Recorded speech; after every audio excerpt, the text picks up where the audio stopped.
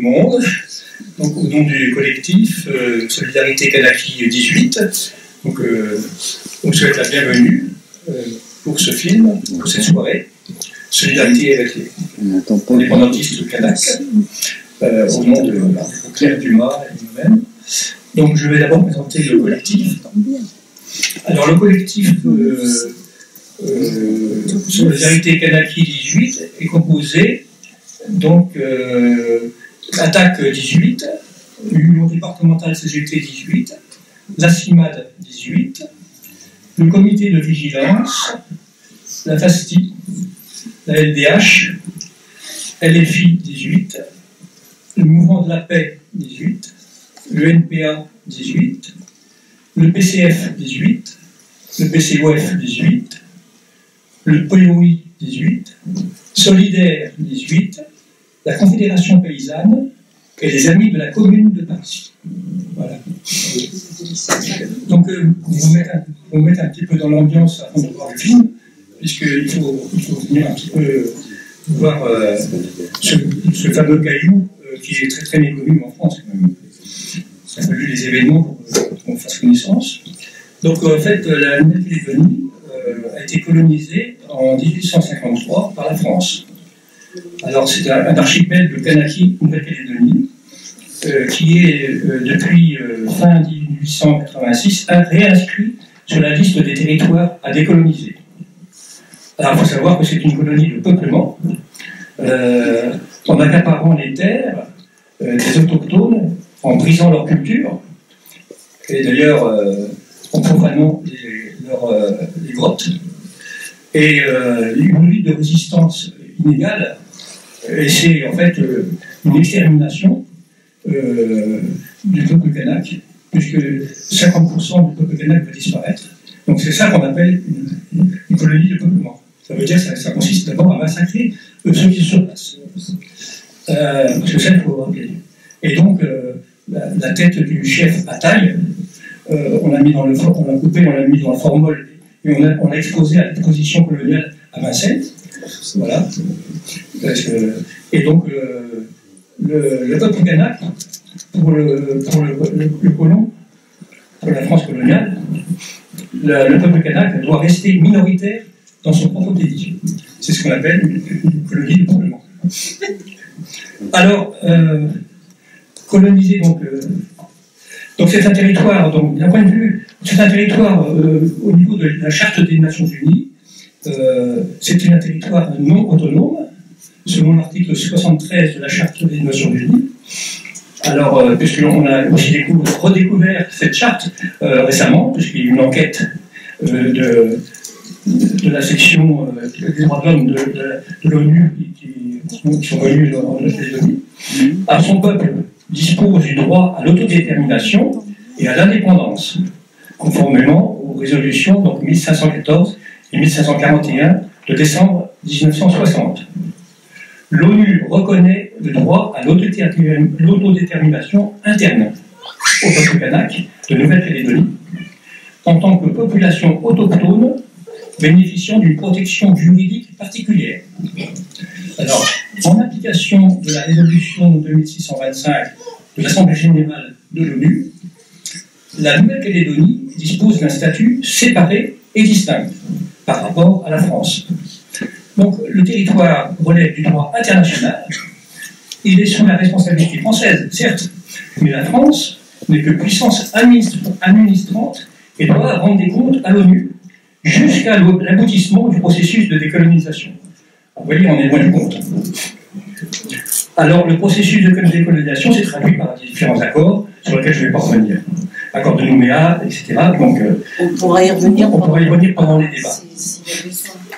Alors, après, il y a eu, voilà. Alors, aujourd'hui, pour revenir à l'actualité, aujourd'hui, avec les annonces du Premier ministre Michel Barnier, qui ne tient que par la volonté du Rassemblement national, comme chacun sait, et il a repris le dossier au ministère de l'Intérieur, un ministère fascisant.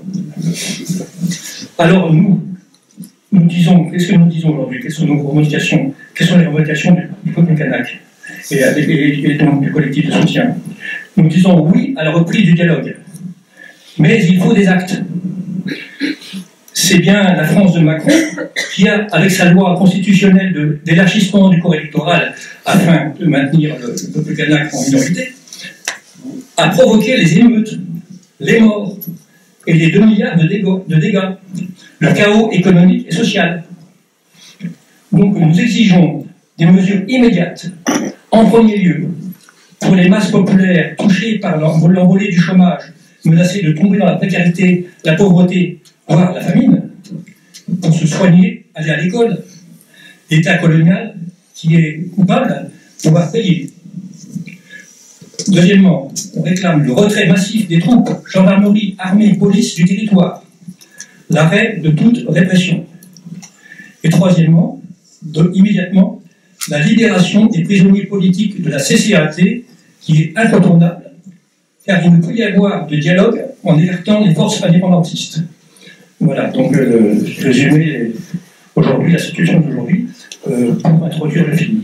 Donc je donne la parole à Claire Dumas qui va vous lire un texte. Moi je suis le grand frère à Guillaume qui est incarcéré ici dans la prison de Bourges depuis le 23 juin, voilà. Ainsi que les autres camarades qui sont un peu partout en métropole, dont la sœur de mon collègue là à côté de moi qui était à Dijon. Alors, Guillaume, lui, Brenda, elle s'appelle. Oui, Brenda, voilà. Et Guillaume, il est ici en tant que prisonnier politique. Hein. Ça, il faut que tout le monde sache que eux tous, c'est des prisonniers politiques.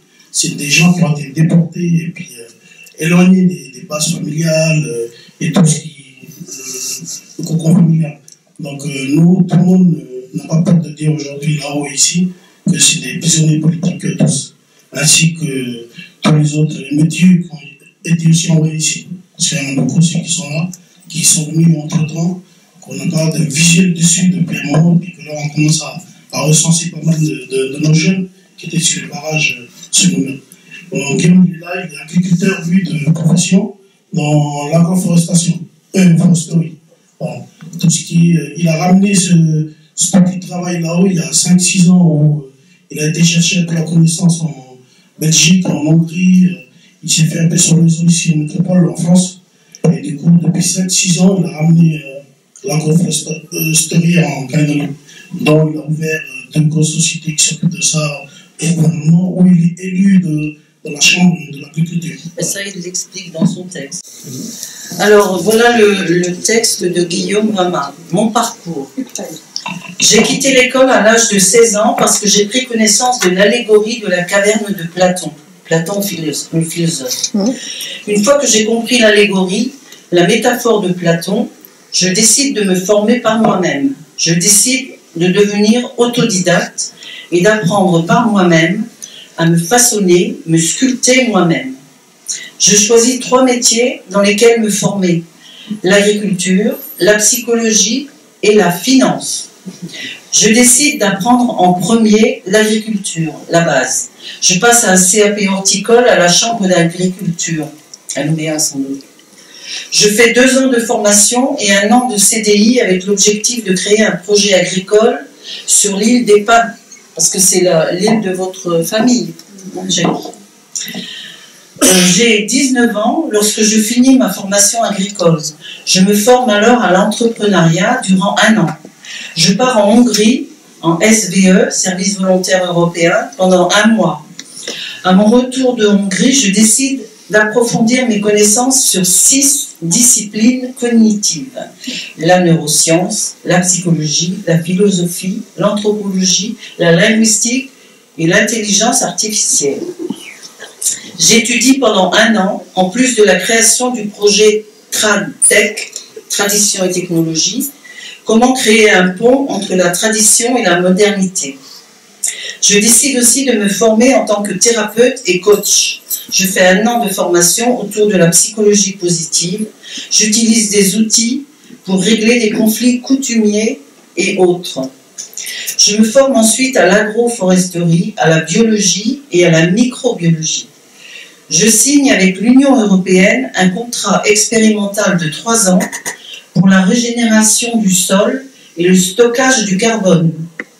Le but est de monter un modèle économique de l'agroforesterie syntrophique. Alors là, c'est en gras et il explique, ce terme qualifie une relation symbiotique obligatoire entre deux espèces où l'une se nourrit des produits de l'autre. Dans cette association, le développement d'un des deux partenaires est amélioré et dépend des nutriments, des facteurs de croissance ou du substrat fourni par l'autre partenaire. Je deviens consultant en agroforesterie syntrophique, formateur et président de Agir NC, qui forme et accompagne à l'agroforesterie. C'est une association pour les agriculteurs et entreprises. Et il a mis gratuit en parenthèse. Je deviens également consultant thérapeute et je crée l'association IVA Coaching. IVA en langue Kwenui veut dire la foudre. C'est un programme de 4 mois avec un accompagnement personnalisé sur le développement personnel et l'entrepreneuriat pour les jeunes de 16 à 39 ans. C'est gratuit aussi. La société TradTech avance. Le but est d'accompagner les associations et particuliers à l'engagement dans le développement durable avec les jeunes du Mont d'Or. Le Mont d'Or, c'est une commune périphérique à Nouméa. On signe avec l'Union européenne pour un projet pilote, la Case Kanak, avec une ingénierie traditionnelle et culturelle. L'objectif est l'autonomie énergétique et une habitation écologique. Le projet date de mai 2024 et il y a des voyages de prévus avec 2 pays partenaires en octobre 2024, à Budapest et à Madrid pour présenter la case. Je crée avec 30 associations kanak du pays de toutes les aires coutumières une ONG. Je lance des expérimentations agricoles et je crée des outils de développement personnel pour des entreprises. Ce sont des outils sur l'état d'esprit kanak et du Pacifique. Je deviens élu de la Chambre d'agriculture pour représenter l'agriculture traditionnelle et familiale, AFT. On crée l'association TANVE, TANVE, qui regroupe les agriculteurs de l'île des Pins pour la préservation des espèces d'ignames et autres produits. L'objectif est la préservation de toutes les méthodes et produits traditionnels. Je deviens l'ambassadeur de l'ESS, Économie sociale solidaire. Je suis un entrepreneur kanak qui défend l'ingénierie culturelle et traditionnelle.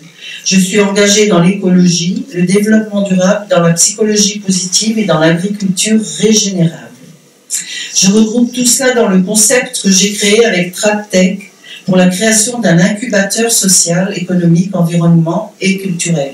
L'objectif de l'incubateur est de former les leaders du changement, des entrepreneurs, hommes et femmes du changement. Notre culture et nos coutumes, nos traditions sont des bibliothèques ouvertes depuis des générations dans toutes les îles du Pacifique. Elle nous apprend la sagesse de génération en génération. Quelle est la différence entre un homme sage et un homme intelligent? L'homme intelligent sait régler les problèmes que l'homme sage a su éviter. Je préfère 1000 fois suivre la sagesse de mes ancêtres et m'engager à la préserver et la faire connaître avec des outils pédagogiques, avec des projets. La sagesse de notre culture est une richesse immatérielle et considérable. Entre tradition et modernité, un équilibre est à trouver pour les générations futures. Je suis fière d'être kanak, fière d'appartenir à un peuple de sagesse, fière d'être entrepreneur kanak, je suis fière de Kanaki. Et sa dernière phrase, c'est pour les vieux et les vieilles, les jeunes qui sont dans nos tribus, aux champs, dans les forêts, en mer, qui continuent de faire vivre notre identité. Olé à eux et olé pour eux. Verenia, c'est son nom kanak.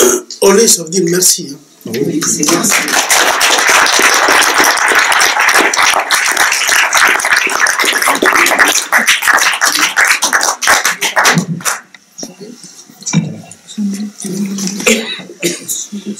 Bonsoir à tous. Déjà, merci aussi à tout le monde qui est présent ce soir pour venir assister à cette réunion, à cette conférence ainsi que la diffusion. Voilà, je vais être très bref, je vais juste me présenter. Je m'appelle Joël Wenabo, je suis le frère de la prisonnière politique Brenda Wenabo, qui a été elle aussi avec Guillaume et les autres déportés en métropole au mois de juin. 7. Oui. Et voilà, merci encore à tout le monde. Et en fait, j'aimerais juste rappeler aussi que la lutte indépendantiste du peuple kanak n'est pas une lutte exclusive. C'est une lutte inclusive qui inclut toutes les communautés qui veulent travailler avec nous et qui veulent construire le pays de demain avec nous. On n'a jamais, comme les loyalistes aiment le crier sur tous les plateaux télé et tout, le dire que nous on rejette tout le monde. Si on est indépendant, c'est Kanaki au Kanak, c'est seulement Kanaki au Kanak. Mais la Kanaki qu'on essaie de construire, c'est tout le monde. C'est une case pour tous les gens qui sont là, tous ceux qui veulent travailler avec nous. Et nous, depuis, on essaie de faire en sorte de propager cette parole-là. Parce que c'est d'autant plus compliqué pour nous, la jeunesse kanak, parce que depuis les accords, on va dire ça, depuis après les accords, la jeunesse kanak, elle n'a jamais cessé d'être marginalisée, d'être mise dans des petits quartiers, des quartiers populaires. Et ce qu'ils appellent l'emploi local, est-ce que nous on en bénéficie? Ça, totalement. C'est pour ça que la plupart du chômage qui est au pays, c'est les jeunes kanaks. Ceux qui sont en prison, la majorité qui sont en prison, les Kanaks. Mais dans tout ça, on essaie de rappeler que nous, on veut construire un pays avec tout le monde. Voilà, merci beaucoup.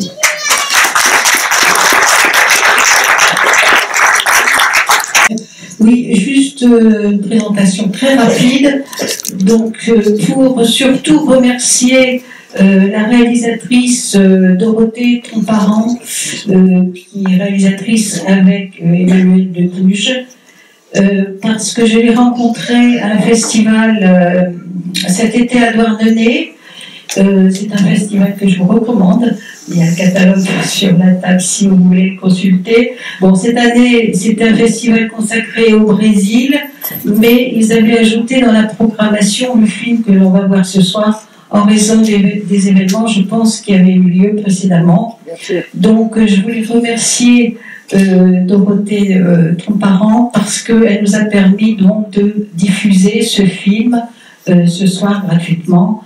Voilà. Et c'est un film qui a eu plusieurs prix, dont le prix de la FIFO, le Festival international des films d'Océanie.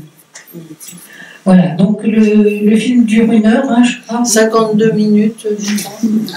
Oui, enfin, donc ensuite on aura un débat, peut-être des interventions à nouveau. Donc je rappelle que ce sont des événements qui se sont passés en 1984. Hein. Le film a été fait et sorti en 2022 dans les salles. Hein.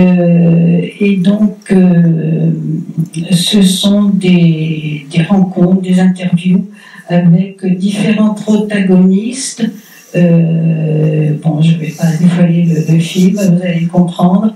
Et puis, surtout, ça donne une image de la justice française en Nouvelle-Calédonie assez catastrophique. Vous le verrez tout à l'heure. Voilà.